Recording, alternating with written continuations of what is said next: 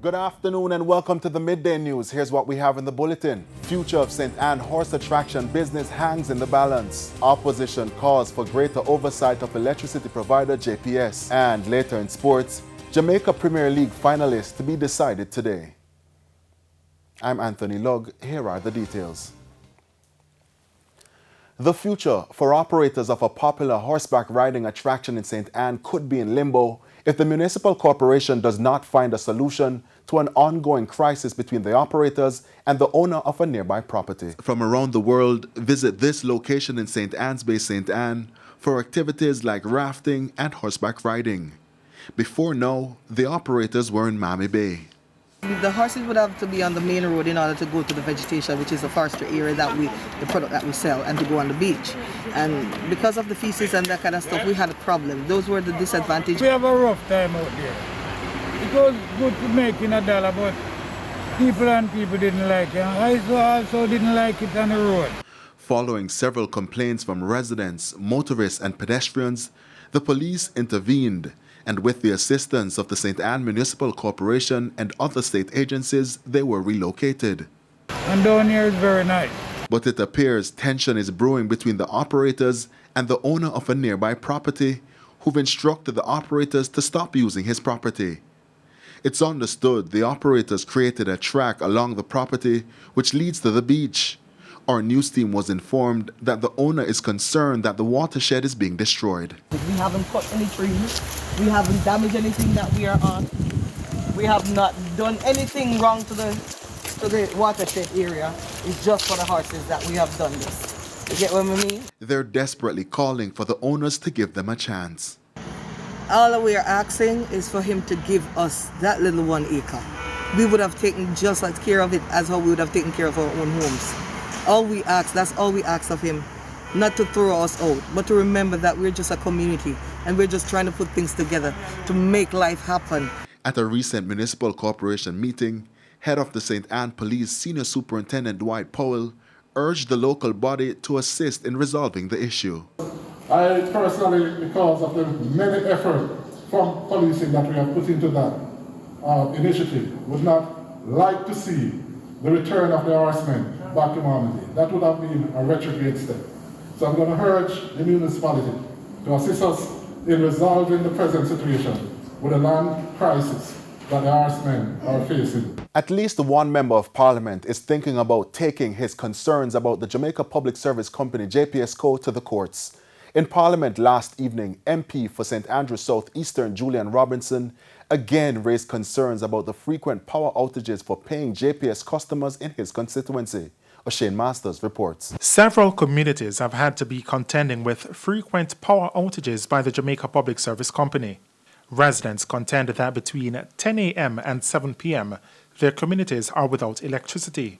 They say the effects are detrimental to their jobs and the education of their children. Member of Parliament for St. Andrews South Eastern, Julian Robinson, says he will be looking to take legal action against the electricity provider. Speaking in Parliament on Tuesday, Mr. Robinson says at least 3 communities within his constituency have been affected by the power outages. One such community is Woodford Park. But the Director of Corporate Communications at JPS, Winsome Callum, says approximately 83% of electricity provided to that community is stolen. Mr. Robinson says even if that's the case, the measures taken by the power company should not be at the detriment of paying customers. Electricity theft is an issue which we have to deal with. And it's not only JPS's problem. It is a collective issue. But the way to solve it cannot be to turn off the light every day in communities to people who are paying customers. I'm calling on the minister to lead the effort in looking at how we can deal with theft. Mr. Robinson is further calling for stronger oversight of the company. I noticed in the media the OUR said they sent a letter and they are waiting on a response. It can't be that passive. The OUR has to take a stronger stance. I have constituents whose children can't access online school because the light turn off every day. Speaking on Radio Jamaica's hotline on Tuesday, Public Relations Manager at the JPS, Andrew Williams, rejected claims that the company has been disconnecting electricity to entire communities as part of a clampdown on theft. The company says it has been forced to regulate supply to communities with high incidence of electricity theft in order to contain the cost to paying customers.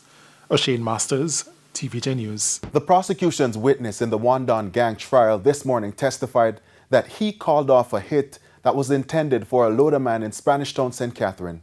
The witness said on reaching the gas station where the execution was supposed to take place, he called Andre Blackman Bryan. He said he told Mr. Bryan that the gang was trying to kill an innocent man. He claimed he called off the mission and went home. Former People's National Party PNP activist Karen Cross has responded to the party's executive committee's decision to expel her. Speaking on the morning agenda on Power 106, Ms. Cross explained that she's not accepting the expulsion because due process was not followed. Sandy Williams reports. The executive has no power, absolute no power to expel or suspend anyone. No power.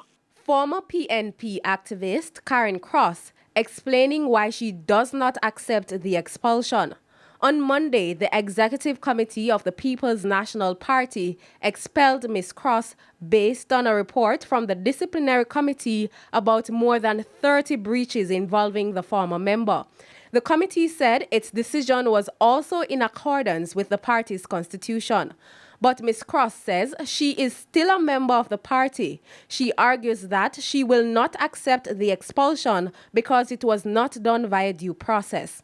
Had the disciplinary committee made a decision and sent that decision to me, they don't call me any comrade anymore, so they're Karen Cross, the disciplinary committee met, and these are the charges that were presented to us, and this is what we looked at, and this is what we have decided. Nobody sent anything like that to me.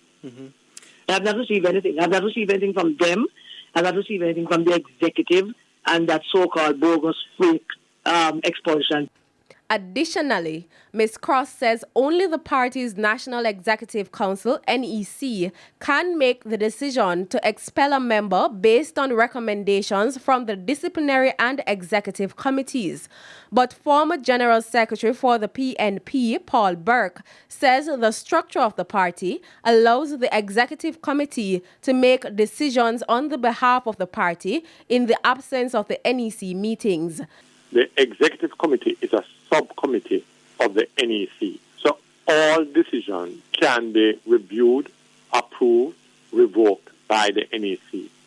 Notwithstanding that, in between meetings of the NEC, the executive committee of the party has certain powers, and they are able to implement those decisions unless at a subsequent NEC meeting, that decision is overturned.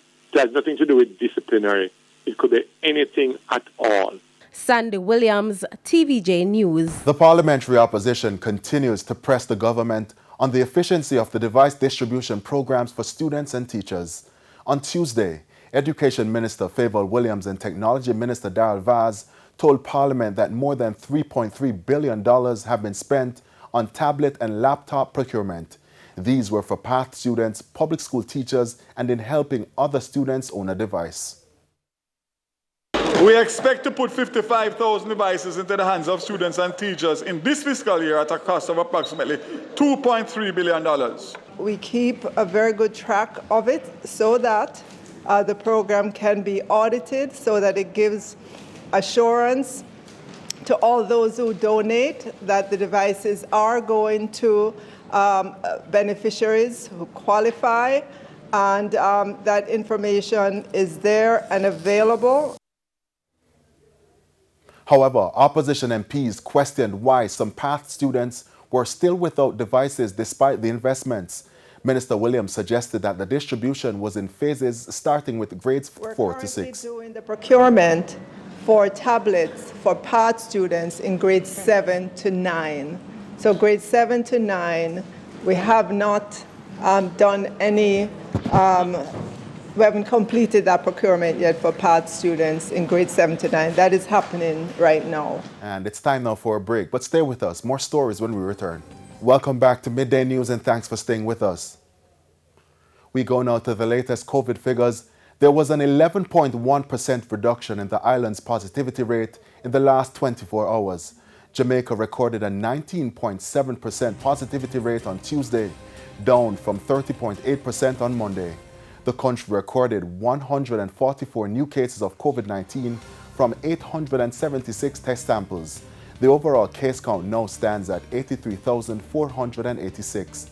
594 people are hospitalized with the virus. 34 of the patients are critically ill, while 94 are severely ill. 145 more people have recovered, pushing the total recovery count to 52,676. There are now 28,363 active cases on the island. And COVID has claimed one more life, increasing the death toll to 1,860.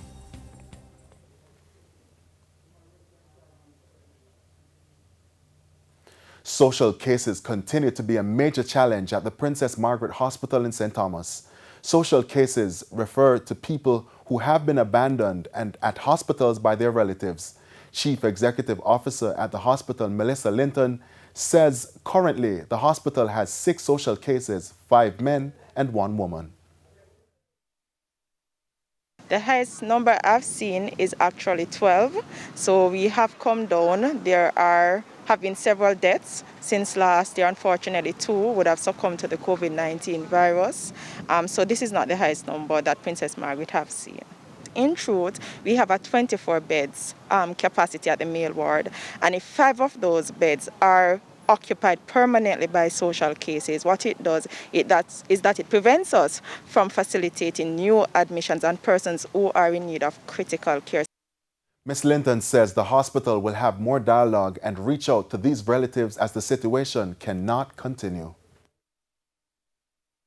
I know we would have gone through the dockets, we would have visited communities in the past, we would have tried the contacts that are available in those dockets, but to no avail. And even when there are persons, what we find is that persons will be saying they're just, a kind neighbor, a church member, so nobody is willing to accept these persons.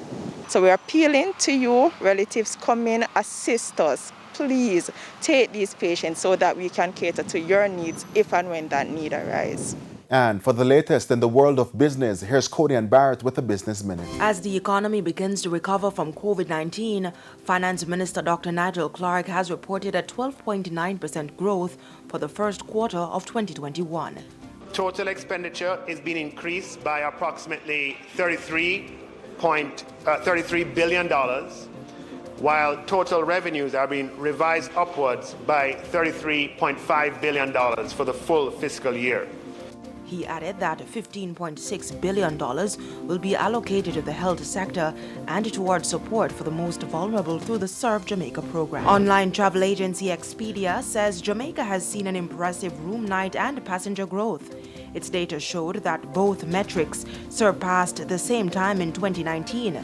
The company also noted that the United States of America remains the overall top search origin market for Jamaica. This despite slowing global travel demand triggered by the spread of the Delta variant of COVID-19. And that's it for the Business Minute. I'm Cody Ann Barrett. And here's a preview of what's coming up in this evening's Health Report. In this evening's Health Report, we look at the importance of physiotherapy in managing COVID-19 patients. It has been very difficult for the team because you can't have on any air conditioning in the unit, so it's extremely hot. You have on your scrubs, you have on your disposable gown. Then of course you have on the N95 mask, which is very thick. It's difficult to breathe in. Sometimes they may have to take a break if it is at all possible. Persons have complained of sweat running down into their eyes. They can't touch themselves or anything like that. So it's extremely difficult, especially in these conditions, especially at this time of the year when the temperature is really high. That's the Health Report in Primetime News at 7. And now for today's Healthy Living tip. See your physiotherapist early. Set a goal of what you hope to achieve. Ask questions. Carry out the exercises as instructed. And take an active role in your recovery so you learn to self-manage. Now for the top regional and international stories, here's O'Shane Masters. More than 3,000 Haitians have been deported from the U.S. since September 19th. A UN group says they have been returned to Port-au-Prince on repatriation flights. In an exclusive interview with CNN, Haiti's Prime Minister Ariel Hornery, says he welcomes those returning. For us, all Haitians who return to their native soil are entitled to be welcomed, and we will welcome them as best we can. We will make room for them, and we will try to reintegrate them as best as we can into society. Regarding the deportation, we are not responsible for their deportation. What we are saying is that as long as there are countries that are better off than others, there will always be an appeal towards those wealthier. Further afield, Pfizer and BioNTech have submitted data to the Food and Drug Administration, FDA, that show a robust antibody response and favorable safety outcomes in kids ages 5 to 11 who received the 2-dose regimen in clinical trials. The companies plan to submit a formal request for emergency use authorization of the vaccine for that age range in the coming weeks. News of the data submission comes a week after Pfizer announced promising results from the trials. And that's it for the top regional and international stories. I'm O'Shane Masters. We head now to a quick break. When we return, we'll have your midday sports report. Renata Brown is standing by. Welcome back. It's now time for your midday sports. Now, 17-year-old Salisha Young is being seen as Jamaica's next Olympic prospect in the sport of table tennis, according to her coach, Sean Wallace. Still a teenager, Young has already won 2 national women's singles titles, with her latest coming at the most recent championships in August. She was also the most noticeable Jamaican at the recent ITTF Pan American Youth Championships, where she went out at the round of 32 stage of the under-19 singles competition. But given the limited preparation due to COVID-19 restrictions in Jamaica, Wallace says the Pan American Championships was a stepping stone to where he feels she belongs. She's right there. She's definitely not far off. And I can assure you that with increased training hours, improved fitness level, and more details as it relates to her game plan, that she can be a force to reckon with. She's strong, she's healthy, she's smart, and she's passionate about improving herself. And that for me is the hallmark of any true champion. Football news now, as at Sports Time, Mount Pleasant Academy are leading Waterhouse by a goal to nil in their second leg semi-final in the Jamaica Premier League at the Captain Horace Centre of Excellence at Uemona. Mount Pleasant are looking to overturn a 1-0 first leg deficit to put their place in the final of the Premier League for the first time in only their second season. In the second semi-final at 2:30, Cavalier will take a 1-0 advantage into their contest against Tivoli Gardens.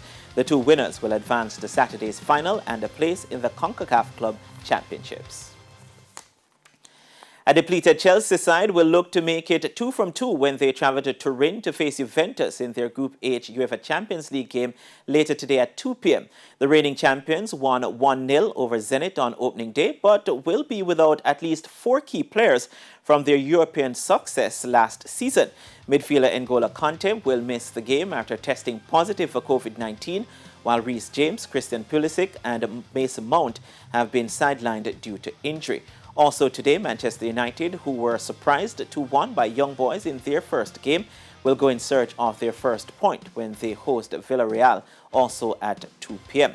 United will be without captain Harry Maguire due to injury, while fullback Aaron Wan-Bissaka has been handed a 2-game ban after a straight red card in his first game. Elsewhere at 2 p.m., Wolfsburg hosts Sevilla, Bayern Munich are at home to Dynamo Kiev, Lille are away to RB Salzburg, and Benfica welcome Barcelona. Now, in the early kickoff, Atalanta and Young Boys, they were 0-0, and it was a 1-0 lead for Zenit over Malmo. In cricket, former West Indies and Jamaica player Nikita Miller believes the Windies might struggle at the upcoming World T20 Championships in India. Speaking with TVJ Sports, Miller noted that the roles and use of the bowlers will be important for captain Karen Pollard, as it may be the weakest area of the team.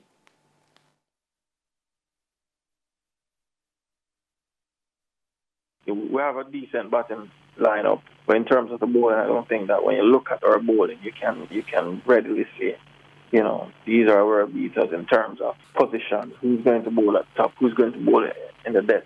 I mean, Bravo is good at the death, but if something goes wrong with Bravo, who is the next in line? And I believe the the bowling not as strong as the past two championship that we won.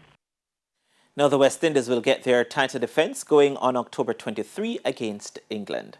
And that's it for your Midday Sports Report. It's back to you, Anthony. Thank you very much, Bernardo. And that's it for your Midday News. I'm Anthony Log. Join us at 7 for Primetime News. On behalf of the news, sports, and production teams, good afternoon.